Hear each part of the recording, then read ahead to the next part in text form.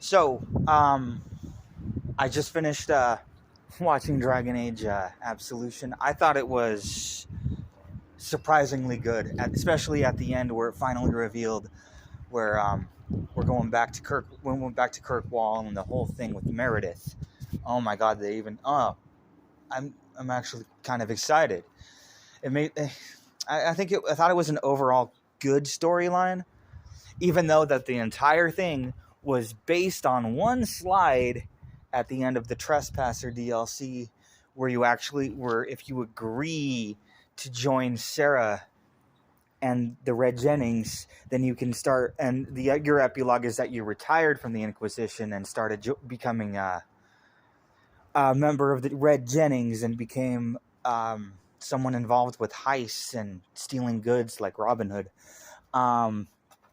The whole thing is based off of that ending because they're trying to do a heist. I don't want to spoil it, but when it comes to Dragon Age 4, I think the ending scene has a lot to do with Dragon Age 4 and the implications of the Oraculum itself as a relic which rivals the entire Red Lyrium idol idea. Soulless thing. There's a lot of things. I bet, especially after Trespasser, where each nation wanted to start a war with Dragon's Breath in Trespasser. Like the Quinari want to rise up and, decapitate and kill all leadership and all religious figures in the south, while Tevinter is in the center and what wants to cause war with the south. The south is going to rise up and it's going to be north versus south. I'm pretty sure Navarra. It feels like a multiple-headed battle, like the Three Wars banner in Elder Scrolls Online, where it's going to be the Tevinter, the Quinari, the Navarrans, the Ferelden's, the Orlais, all just fighting each other, is going to be the main plot of Dragon Age 4. But then you get to the whole Dragon Age Absolution thing. And they really did feel like that one ending you get if you actually accept Sarah's offer and you join the Red Jennings, and you get the epilogue slide where it explains that you got your arm replaced with a metal crossbow and all that type of stuff. But I thought it was a good anime. I wouldn't say it was great. And I definitely would not say it was terrible or bad. It was good. It was really good. I wish I had my own rating scale. I should probably do more reviews. Please let me know if you want any more reviews on my channel. But Dragon Age Absolution, I thought was a great idea. I thought it was a good story. I liked Gwydion, and especially since we know there's going to be a female Quinari companion in Dragon Age 4, the whole thing just feels like it's a backstory to learn in Dragon Age 4. We can talk to Gwydion and Miriam, Hera, I bet.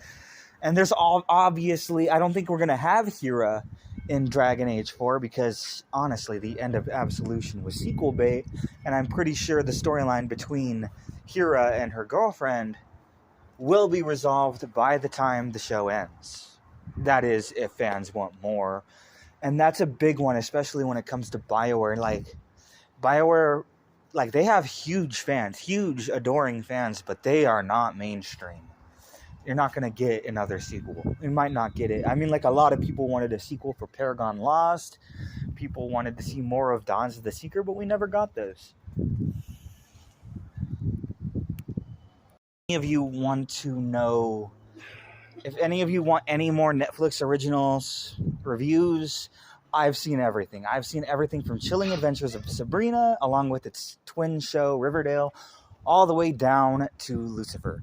And quite a bit. I've seen pretty much everything that doesn't seem like it's B quality. I mean, I always tried it. And it's that's the thing with Netflix, is that a lot of it, they produce it fast and it just feels like it's B quality. But no, I'll even do the Umbrella Academy. Screw it. I like that show too.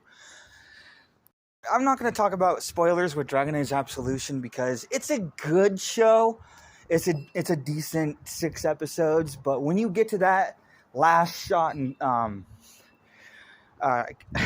minor spoiler, but in that last shot where it's revealed that, we're going back to Kirkwall, and it's Kirkwall, the final scene, and it's okay, this is sequel bait. Not only for the show, but this.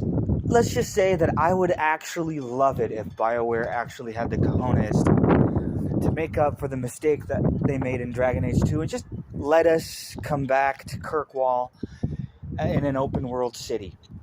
I mean, like, they would have to redesign the whole city, but I would have really liked it to be like a portion of the world that you can explore as the entire city. That's what they should do instead of letting us explore miles of empty terrain. Just let us like explore entire cities and entire, while you go into the whole political background of why the war is starting up and why the North versus South and why every single nation might try to fight each other. I am looking forward to that way more than Solus. And trust me, I actually romance Solus in my head canon is that we're going to get Solus to find love again, to be honest. Say just look up the Dragon Age Absolution on the news on Google, and you'll see, and I highly agree that if you're not a fan of Dragon Age, you're not going to like it. You're definitely not. This is like something that they did with Inquisition. After BioWare made that huge mistake with Dragon Age 2, it's like, all right, we're going to lock down the story, we're going to lock down our franchises and make them non-newcomer friendly. We're just going to be like only there for people that actually played it, the previous one, you know? I mean, like, you can play Dragon Age Inquisition, but you're going to have to read the whole codex to, like, understand what's going on at all, politically, magically, and I think sociologically. There's a lot of good stuff in Inquisition. I highly recommend the whole series. But yeah, this is my review.